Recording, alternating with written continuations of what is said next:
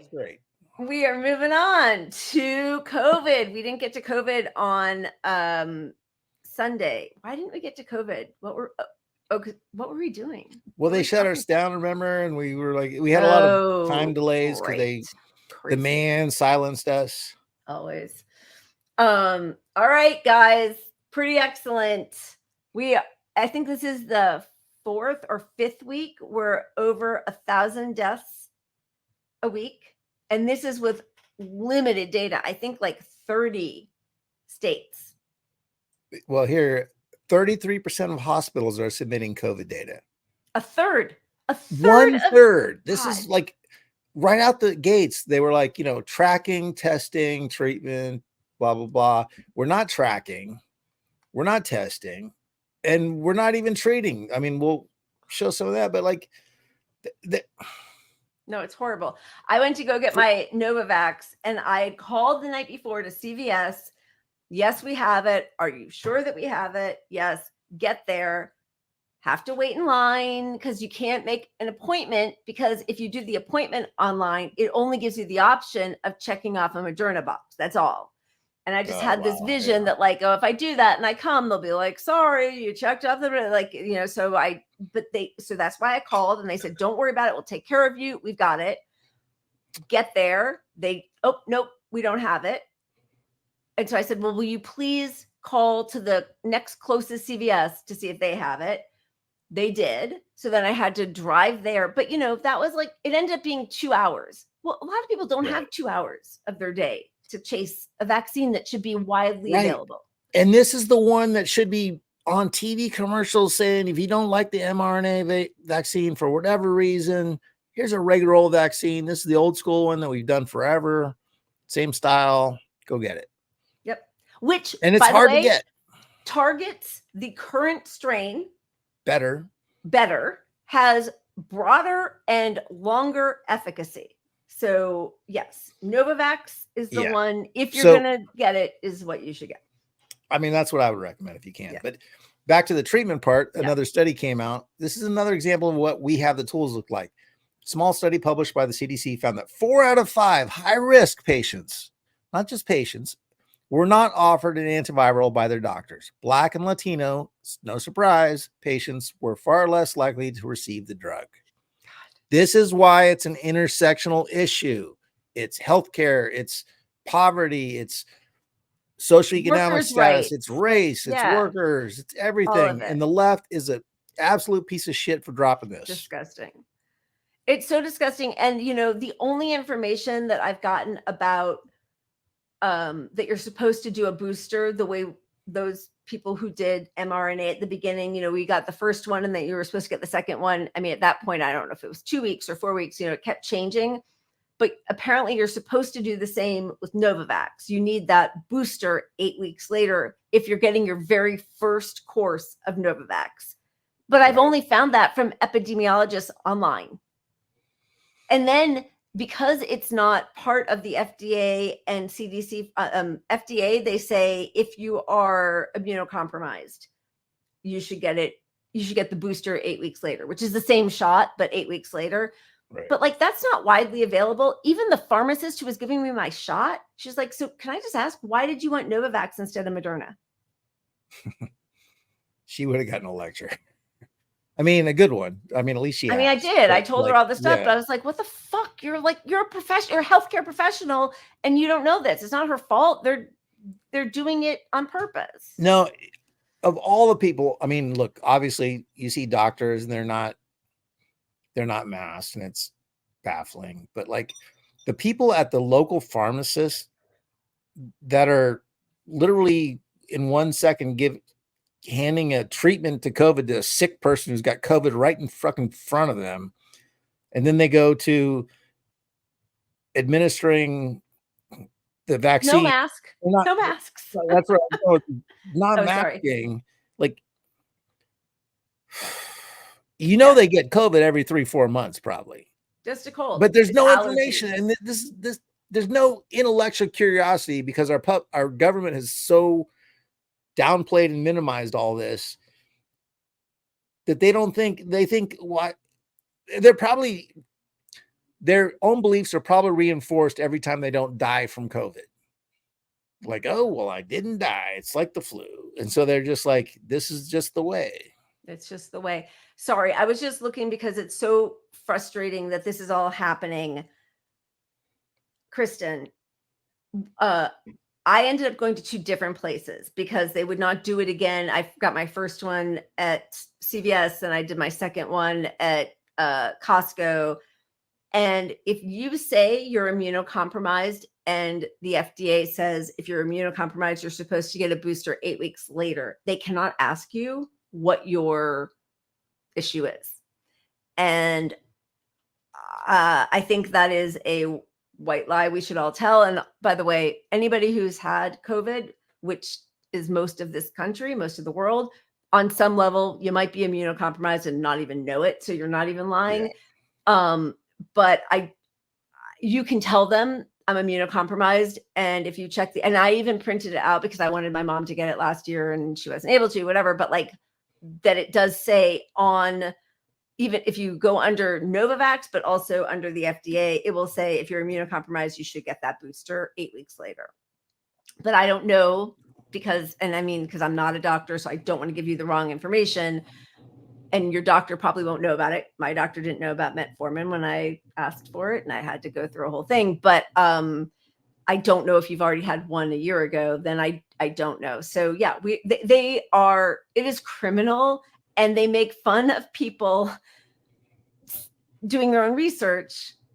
But we've had to. So this poll just came out.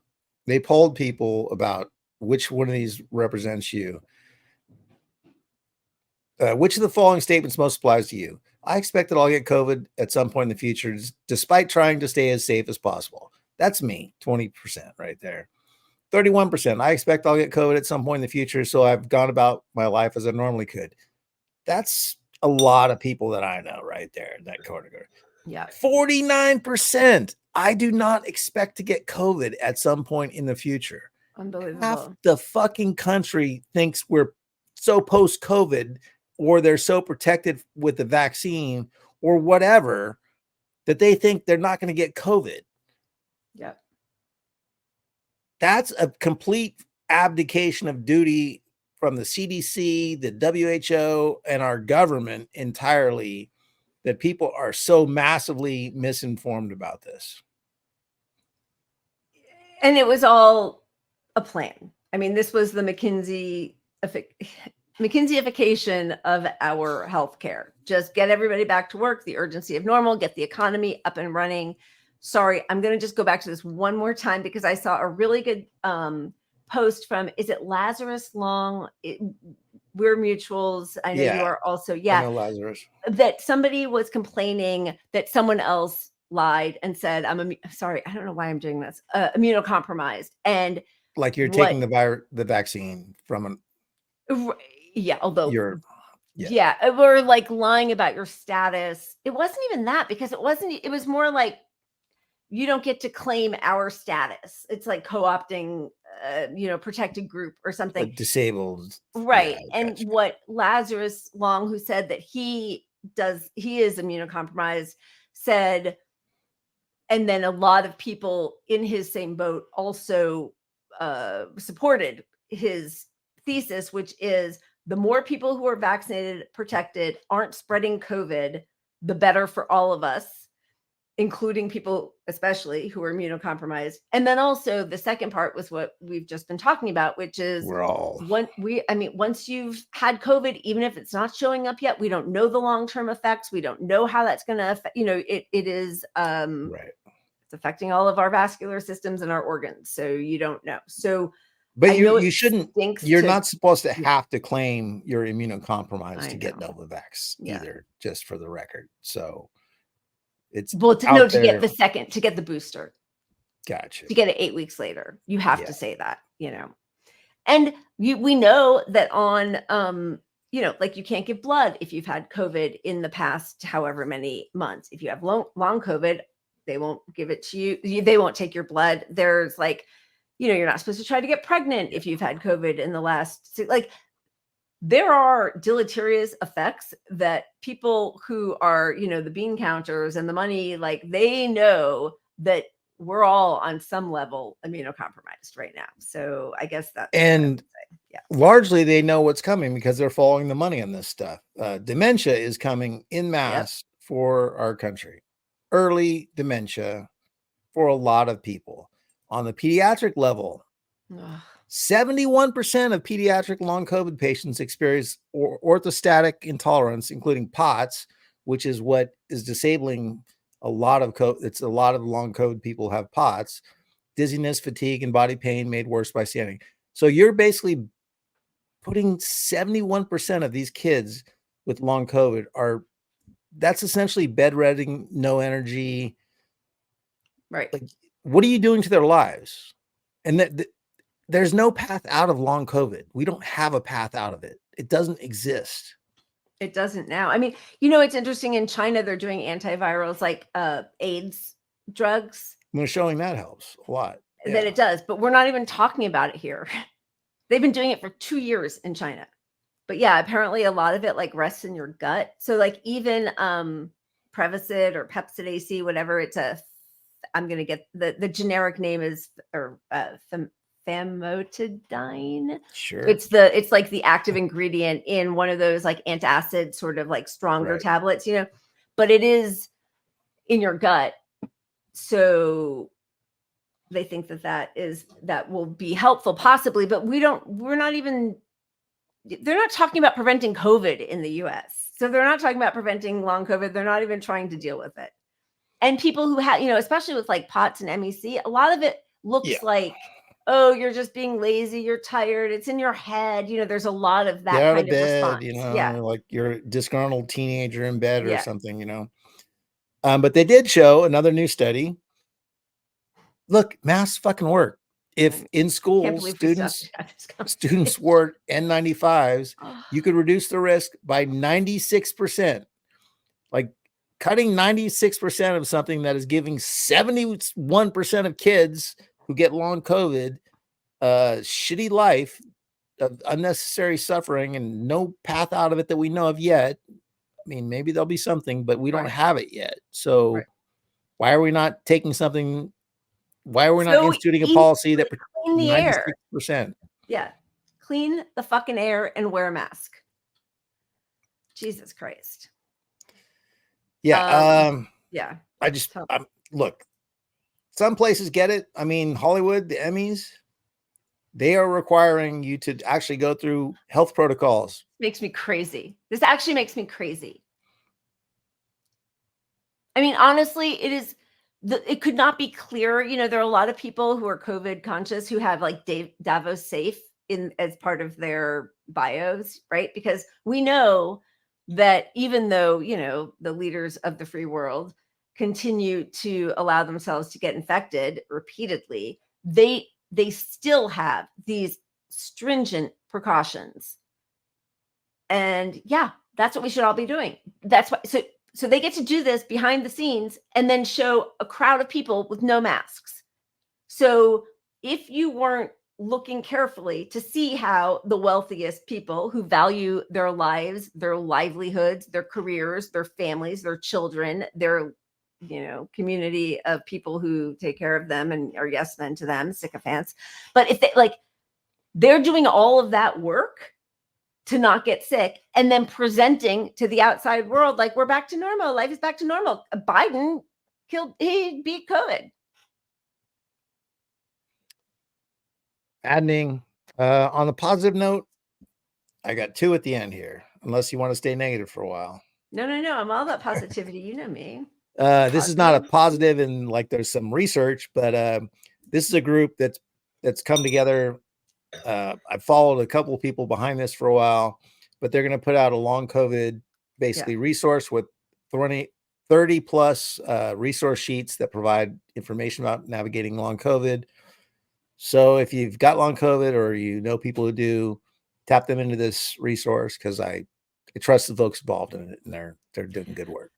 I do too. It's amazing. And sorry, because I cannot just say something positive. It is despicable that we are having to go to citizen journalists, researchers, doctors who are putting this stuff out on the internet, having to do our own research, because it puts us in the same category as the loony bins on the other side. There is no money to be made from the people who are actually telling people how to combat COVID and long COVID, as opposed to the people on the other side who are doing their own research and saying, I'm anti-big pharma and yada, yada, and don't mask and you're a sheep, even though I'm the only person ever anywhere who still says I need to sit outside and I only wear masks inside.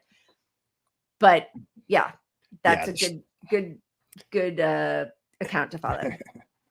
Sorry. The sheep thing kills me. Like, dude, the balls. I mean, not that I think everybody should do it, but like, I wear a mask everywhere I fucking go in front of anybody. I don't give a fuck. But I'm the only one. Like, me too. So how am I remotely a sheep? Like, and shut I up. See, it makes me sad that I get it because there's no end in sight. But like, my kids will wear a mask with me, but if inside, but like, if it's someplace where they think they might run into friends or whatever, they'll be like, I'll just wait outside for you. Like, they just don't want to do it. They're embarrassed. It has been so stigmatized, not by MAGA right. I am in bougie, limousine liberal, the left, Los Angeles. It's the libs. Yeah. Okay.